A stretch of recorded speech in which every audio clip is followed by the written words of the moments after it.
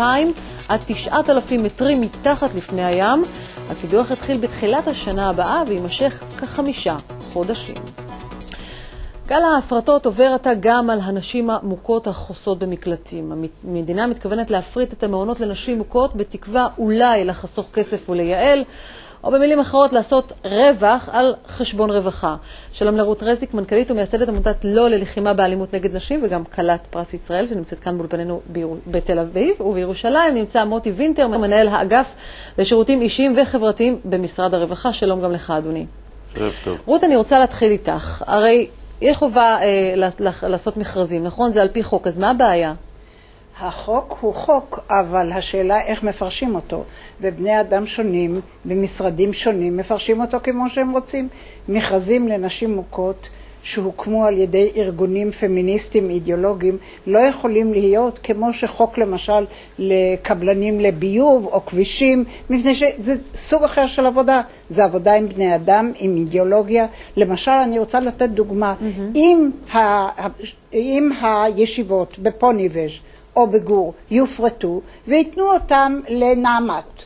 זה בערך אותו היגיון. אבל איזה תנאים היו במכרז שהפריעו לכם ושמנעו מרוב העמותות למעשה לעבור את המכרז? אין כל קשר, אני גם לא מבינה מדוע, כל אחת עם הסיבות השונות, וההיגיון בכלל לא מתקבל על הדעת שמקלט הערבי הראשון בעולם ייסגר, ויעביר אותו לאיזה מכללה שמעולם לא עסקה בתחום הזה. אני רוצה לעבור למוטי ממשרד הרווחה. אני חייב לשאול אותך שאלה אחת לפני.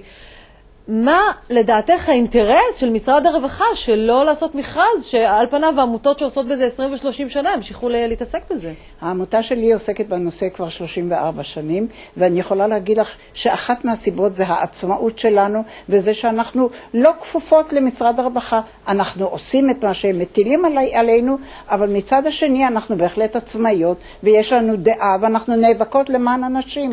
מוטי וינטר, אז אתם לא כך אוהבים עמותות עצמאיות, אז אתם יוצאים למכרזים שהם לא מסוגלים לעמוד בהם?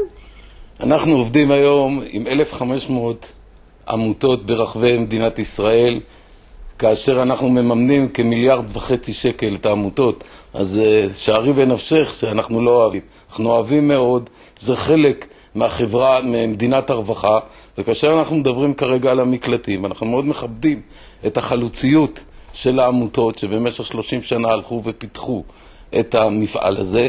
יחד עם זה, בכל מדינת רווחה מגיע הרגע שהעמותות מתקשות לממן, ואז הן מעבירות, או המדינה נוטלת אחריות ממלכתית על אותם שירותים. אבל זה בדיוק הבעיה, כשאתה יוצא למכרז, ובוא נאמר שהתנאים היו בעיקר ענייני גודל, ואתה יודע, מבנה והון עצמי, ואתם לא בודקים ניסיון. עכשיו, ברור לך שהעמותות האלה הן לא עמותות שעושות רווח, הן בדרך כלל גם מפסידות כספים, רובם אנשים מתנדבים, אבל יש להם הרבה מאוד ניסיון. סליחה, א', אנחנו מדינה, ואנחנו חל עלינו חוק חובת המכרזים. כפי שאמרתי, 100%, אבל בוא תעשה את המכרז שיהיה הגיוני ופרופורציונלי. יש קריטריונים ואמות מידה, אנחנו לא סגרנו את המקלטים. אני יכול להגיד לך ברגע זה שהמקלטים יישארו פתוחים, אותם מקלטים שלא זכו במכרז. אנחנו נתנו הערכה עד חודש דצמבר, סוף דצמבר, להתארגן מחדש בכדי שהם יתקנו את מה שטעון תיקון ויוכלו לגשת למכרזים. אף אישה מוכה וילדיה לא תישאר בחוץ. יש לנו מספיק מקומות גם היום ב13 המקלטים שלנו, וכל אישה שזקוקה תזכה לשירות. זאת הייתה הכרזה חד משמעית של השר והמנכ"ל. אבל הנה, עוד נתנה דוגמה של עמותה של נשים ערביות, שהם למעשה לא עברו את המכרז, ובמקום זה היא קיבלה איזו מכללה שבכלל אין לה את הידע המקצועי להתעסק בנשים מוכות, בגלל שאולי יש להם הון עצמי באמת יותר גבוה. אני אמר, תראי, לא אחת, גברתי, לא אחת, בעולם הזה של הפרטה, בעולם של מדינת הרווחה החדשה, קורה שבמכרזים, אפילו שירותים שאנחנו מאוד מעריכים ומאוד אוהבים אותם, מסיבה כזאת או אחרת, הם לא מצליחים במכרז. והדברים האלה הם תופעה שהם חלק מהעולם הזה, שהוא עולם מאוד קשוח של מכרזים. עכשיו, במקרה דנן, המטרה שלנו בסופו של דבר לאפשר לאותם נשים באות למקלטים, תנאי מחיה סבירים. אז אדרבה, אם יש בעיה בתנאים, אז משרד הרווחה יבוא לטובת העמותות וירחיב את המימון ויעזור להם לבנות מבנים יותר גדולים. משרד הרווחה מממן 100% מהתעריפים שלה. מממן פחות 70%, אבל בוא נשאל את רות, הוא אכן מממן 100%.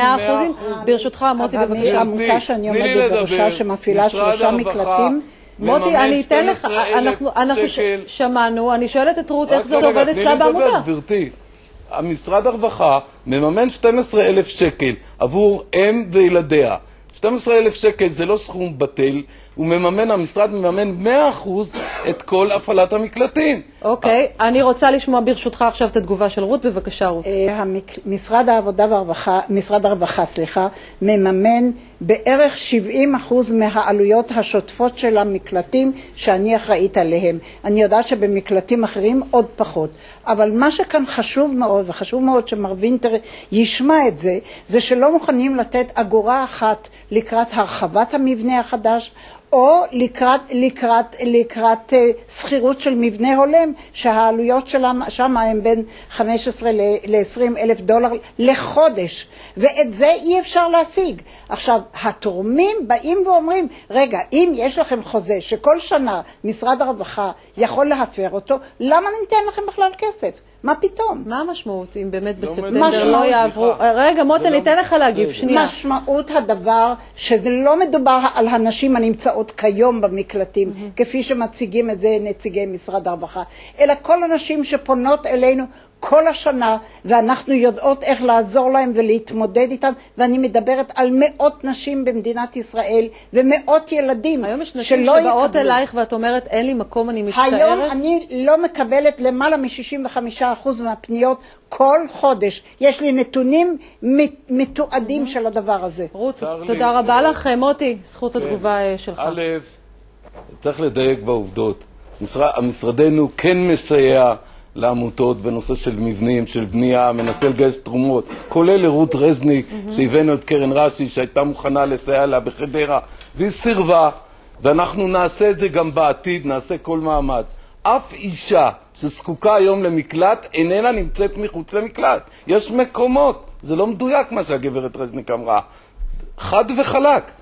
נשים שמעוניינות, תתקבלנה בברכה למקלטים, וזו האחריות הממלכתית שלנו. טוב, אנחנו נסתפק בדברים האלה. תודה רבה לך מוטי וינטר. העניין כאמור גם נידון בכנסת בוועדות שונות, ואנחנו נחכה ונראה מה יקרה באמת בחודשים הקרובים.